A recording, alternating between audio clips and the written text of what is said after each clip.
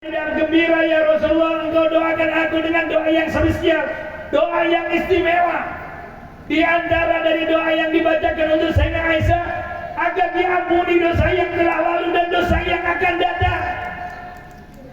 Sayyidah Aisyah didoakan diampuni dosa yang telah lalu dan yang akan datang. Belum doa-doa yang lainnya. Maka kata Rasulullah, wahai Aisyah, doa yang aku panjatkan untukmu pada hari ini adalah doa yang setiap malam aku panjatkan untuk umatku. Panjenengan setiap malam didoakan oleh Rasulullah. Ngapunten, terkadang panjenengan berbuat dosa, berbuat maksiat, tetapi Allah tidak memberikan bala, Allah tidak memberikan musibah. Itu karena doanya Rasulullah. Kenapa panjenengan didoakan menjadi orang yang diampuni dosa yang telah lalu dan akan datang? Menjadi orang yang selamat itu karena kanjeng Nabi Muhammad SAW. Belum nanti di akhirat. Rasulullah tidak ridho, tidak rela kalau ada umatnya yang masuk ke dalam api neraka.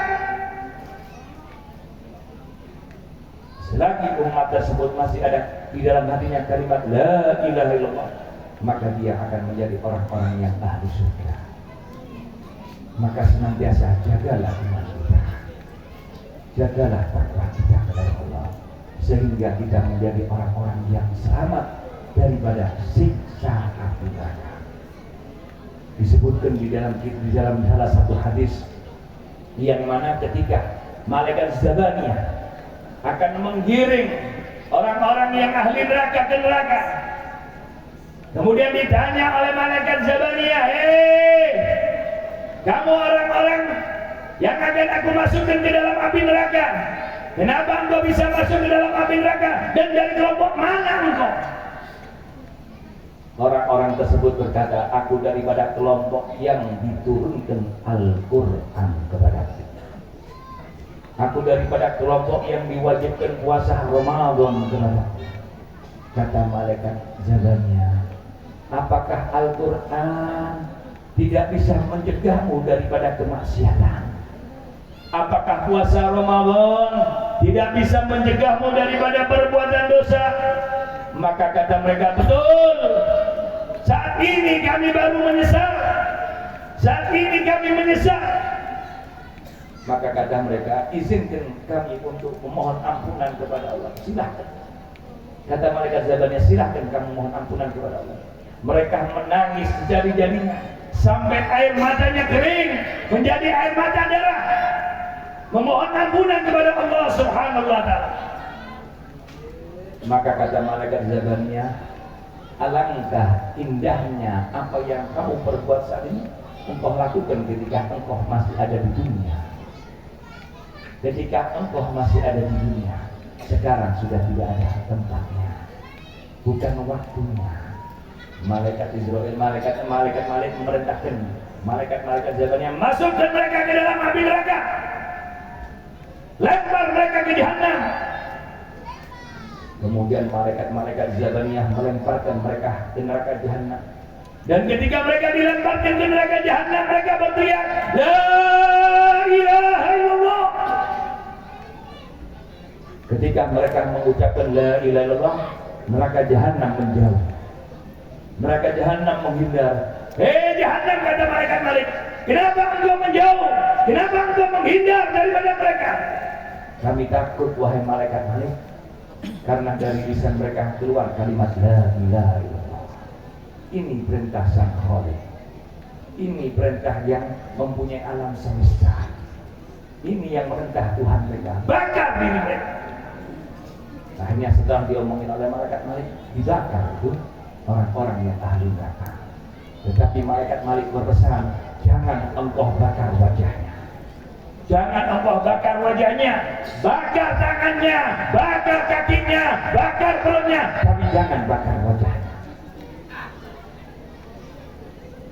Kemudian mereka berteriak-teriak memohon kepada Allah, ya Hanan, ya Manan, memohon ampunan, memuji-muji Allah. Kemudian Allah memerintahkan malaikat Jibril, hei Jibril, Siapa yang di neraka jahanam itu yang menyebut-nyebut namaku, dan sesungguhnya Allah Maha mengetahui. Siap Gusti Allah, saya akan cek ke neraka jahanam. Kemudian malaikat Jibril menuju ke neraka jahanam dan minta izin kepada malaikat untuk melihat siapa yang teriak-teriak di dalam neraka jahanam menyebut-nyebut nama Allah. Ketika malaikat Jibril masuk ke dalam neraka jahanam, orang-orang yang mengerti, yang mengetahui malaikat Jibril, Jibril, tolong sampaikan ke nabiku, kepada Nabi Muhammad, aku adalah umatnya. Kami di sini tersiksa, kami di sini menderita. Tolong dibantu, tolong disyafaati. Kemudian malaikat Jibril balik menghadap kepada Allah dan sekali lagi sesungguhnya Allah Maha mengetahui. Kemudian menghadap kepada Allah, hai Jibril, siapa mereka? Mereka daripada umatnya kekasih. Mereka adalah daripada kelompok umatnya kekasih-Mu ya Allah. Apa yang diminta oleh mereka wahai Jibril? Mereka meminta agar aku menyampaikan kepada nabinya, kepada Nabi Muhammad, keadaan mereka, tentang mereka yang menderita, yang tersiksa. Maka Allah memberikan izin kepada malaikat Jibril untuk menjumpai Rasulullah SAW. Jibril pun bahagia diperintah untuk berjumpa dengan kanjeng Nabi yang sudah lama berpisah dengan Rasulullah. Dulu bagian menyampaikan wahyu kepada Rasulullah, dan setelah Rasulullah wafat lama tidak jumpa dengan Rasulullah, mendapatkan perintah untuk menjumpai Rasulullah, bahagia malaikat Jibril. Akhirnya menghadap kepada Rasulullah dan Rasulullah kaget menghadap, hei Jibril, ada apa engkau datang menemui aku? Apakah ada wahyu baru dari Allah Ta'ala? Maka kata malaikat Jibril, bukan ya Rasulullah, bukan wahai Muhammad, aku dari kelompok umatmu yang ada di dalam api neraka. Ketika Rasulullah mengetahui ada umatnya yang ada di dalam api neraka, pingsan Rasulullah, gak sadar diri. Dan begitu sadar diri langsung sujud kepada Allah Subhanahu wa Ta'ala, memuji Allah dengan sebaiknya pujian. Tiada pujian yang lebih baik daripada pujian Rasulullah untuk Allah pada saat itu. Maka Allah memerintahkan Nabi Muhammad untuk mengangkat kepalanya, dan Nabi tidak mau mengangkat kepalanya kecuali umatnya yang ada di neraka jahanam dibebaskan oleh Allah. Maka kata Allah, ya Muhammad, umatmu itu adalah orang-orang yang berbuat dosa besar, yang berbuat maksiat besar. Rasulullah tidak mau mengangkat kepalanya. Ummati, ummati, umatku, umatku. Sampai akhirnya kata Allah, baiklah ya Muhammad, kamu syafaati umatmu yang ada di neraka jahanam selagi di dalam hatinya ada kalimat la ilaha illallah. Akhirnya Rasulullah bergegas menuju ke neraka jahanam. Dan ketika malaikat Malik mengetahui Rasulullah, datang dengan penuh hormat, berdiri dan mempersilahkan Rasulullah. Semua umat yang di dalam hatinya ada kalimat la ilaha illallah diangkut oleh Rasulullah. Kata malaikat Malik, ya Rasulullah, ya Muhammad, sisakan satu umatmu biar aku siksa di sini. Selagi mereka masih ada kalimat la ilaha illallah, maka mereka semua akan aku keluarkan. Maaf, orang-orang yang kafir, orang-orang yang tidak beriman kepada Rasulullah, kepada Allah, menyesal. Kenapa aku dulu tidak beriman kepada Allah? Kenapa aku dulu tidak beriman kepada Rasulullah? Penyesalan tinggal penyesalan. Akhirnya orang-orang yang ada kalimat la ilaha illallah diangkut oleh Rasulullah, dikeluarkan, dimandikan di namanya sebuah sungai, sungai Hayawan. Kemudian dimandikan dengan penuh bersih, kemudian dikirim masuk ke dalam surga oleh Rasulullah. Tetapi bagi mereka yang bekas penghuni neraka jahanam, ada tulisan di dalamnya, bekas penghuni neraka jahanam. Ini juga, jaga iman kita, jaga iman kita, jangan sampai tergadaikan iman kita.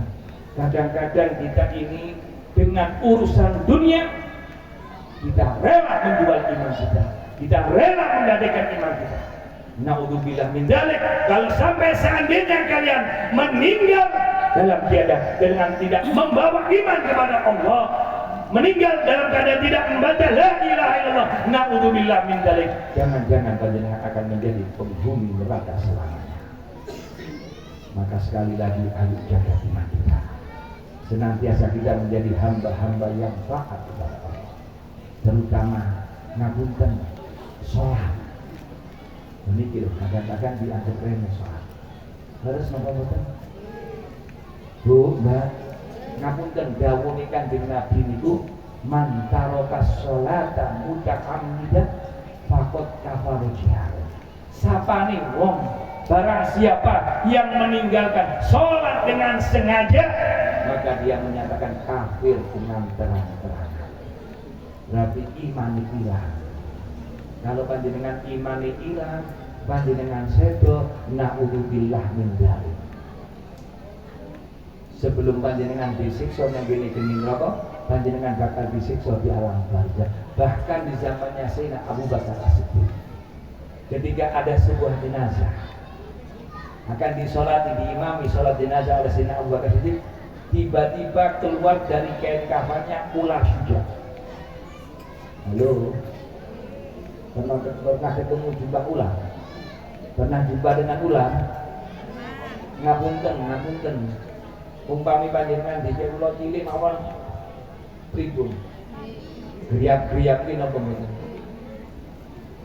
Niki jenazah dalam jenazah niku saking kain kafannya ular. Sahabat yang mengetahui mau membunuh ular tersebut. Ular tersebut diberi izin untuk berbicara oleh Allah. Jangan engkau bunuh aku. Jangan engkau bunuh aku. Aku diperintah oleh Allah menyiksa jenazah ini sebelum disiksa di alam barzakh. Yang alam barzakh disiksa apa mana yang membunuh ini neraka. Ditangkap di kali sahabat. Kenapa Allah merintahkan kamu menyiksa jenazah ini sebelum di alam barzakh? Apa kesalahan daripada jenazah ini? Yang pertama, ninggalnya sholat dengan sengaja. Halo, sering ninggalnya sholat? Tidak nih ya, baru kancang ulo, belum. Halo, ulo badai tangga, panjenengan semerah kubur kapan mati? Konten semerah kapan mati? Konten apa buatan? Mungkin malam ini, atau mungkin besok. Laras napa-napa? Kalau umpami panjenengan sehat dengan dalam keadaan meninggalkan salat beribu. Halo, jangan anggap diri Anda masih muda, sehat, tidak jaminan. Berapa banyak orang yang masih muda, orang yang sehat tapi meninggal mendadak. Berapa banyak orang yang sakit bertahun-tahun tapi tidak meninggal. Laras napa-napa? Bakal mayit kafir itu? Nanti Rasul Imam Ghazali, hal yang paling dekat dengan apa? Hal yang paling dekat dengan diri kita adalah kematian. Betul-betul sangat pas mati. Mungkin apa? Persiapan untuk kematian. Lalu ibadah, amal ibadah, salat yang sedekah, ngaji yang benar. Sallallahu alaihi wasallam. Maka sekali lagi yang pertama di Rasulullah jenazah ini harus salat, tinggal salat. Yang kedua, jenazah ini kalau dinasehati gurunya orang kamu rumahnya. Guru mana tapi orang gelem nglakoni. Kata apa betul? Ngaji cuma di rumah no kuping kanan metu kuping orang tahu mlebu nengah, orang tahu nglakoni. Kata apa betul? Itu juga bakal kelak ulo dengan jenazah sebelum di alam barzakh. Panjenengan di alam barzakh. Panjenengan kalau sudah meninggal, panjenengan nunggu dina kiamat bertahun-tahun. Disiksa di sini dengan alam barzakh. Tapi mudah-mudahan kita termasuk orang-orang yang akhir hayatnya husnul khotimah.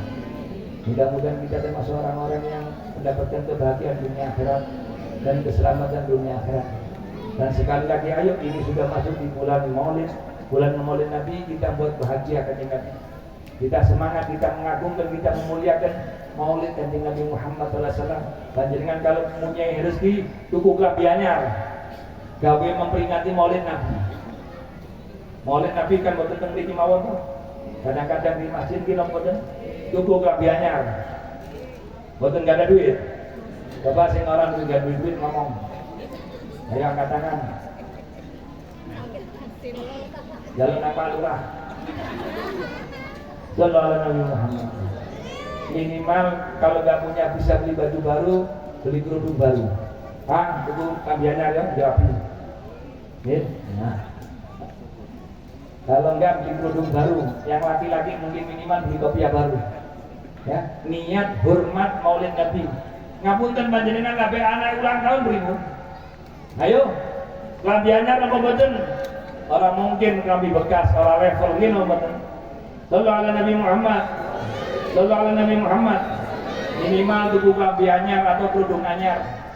Kalau memang juga ada rezeki, ada kegiatan Maulid, nyumbang. Jangan nunggu diminta. Jangan nunggu diminta. Nyumbang.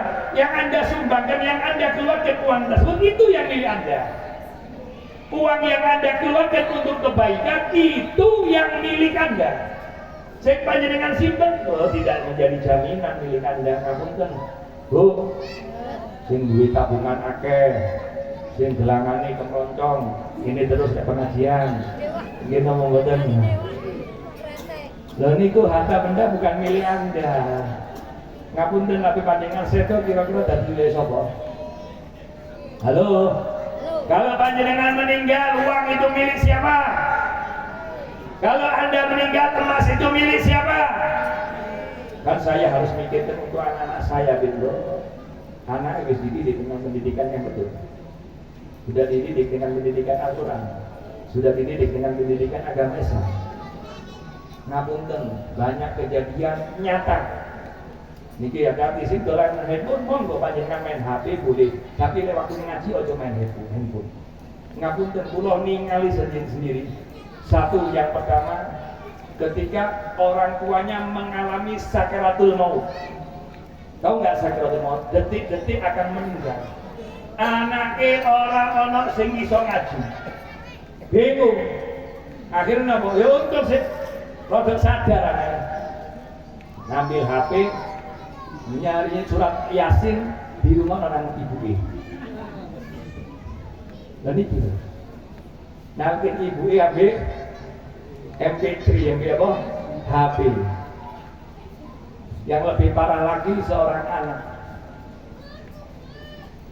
ayahnya meninggal terbujur kaku.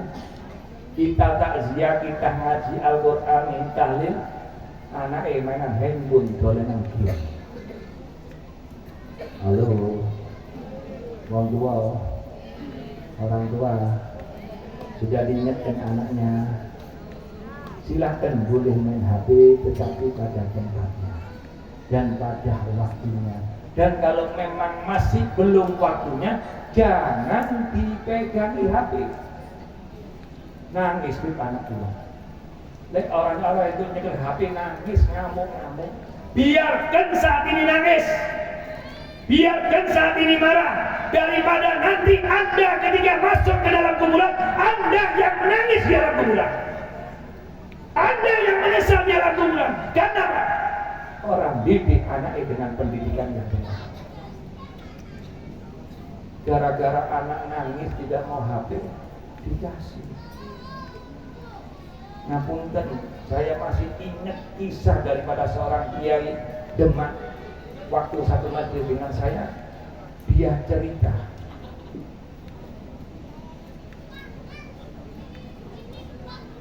padahal ngapunten. Niki biasanya wonten apa niku? K-pop. Apa niku sing Korea? K-pop. K-pop bahasa luar. K-pop gitu. Lho niki ngapunten. Padahal ini hafal Quran. Pondok hafal Quran. Tetapi salahnya kiainya, pondok tersebut dibebaskan HP. Orang itu HP sendiri. Ngapunten, ada yang lesbi. Walauzubillah min dzalik. Lesbi ini atau homo ini dosanya lebih besar daripada orang yang zina. Teliti, ibu, anak panjenengan lebih baik. Kalau memang dia tolakul ilmu mau ngaji, kalau saja itu hati. Kalau panjenengan tidak bisa ngobrol, bahaya. Maka dari itu sekali lagi ayo juga kita perhatikan anak-anak kita. Ya. Silakan boleh pegang HP, tetapi pada waktunya dan pada tempatnya. Lek ngaji ini jangan juga, jangan banyak pegang HP. Ngapunten kalau katanya lah Habib Husain bin Syahbakar bin Salim, siapa nih wong lek ngaji ngomong diri. Ngapunten kadang-kadang panjenengan nak chattingan tuh, kira obrolan tuh. Nah itu kita takutkan kalau meninggal dia dalam keadaan suul khotimah, mau dibilang enggak. Maka dari itu ayo kita sadar, kita menjadi lebih baik lagi menyambut hari bulan Maulid Nabi Muhammad SAW dengan kita menjadi umat yang senantiasa bisa membuat bahagia dengan Nabi Muhammad SAW. Ini saking pulau kesuwen bisa jam saja ini. Kemudian yang kadang mudah-mudahan bisa bermanfaat buat diri saya, keluarga saya dan pendengar selanjutnya. Amin ya rabbal alamin. Ini salawatannya sampai ganti-ganti. Gembira biasa ibu.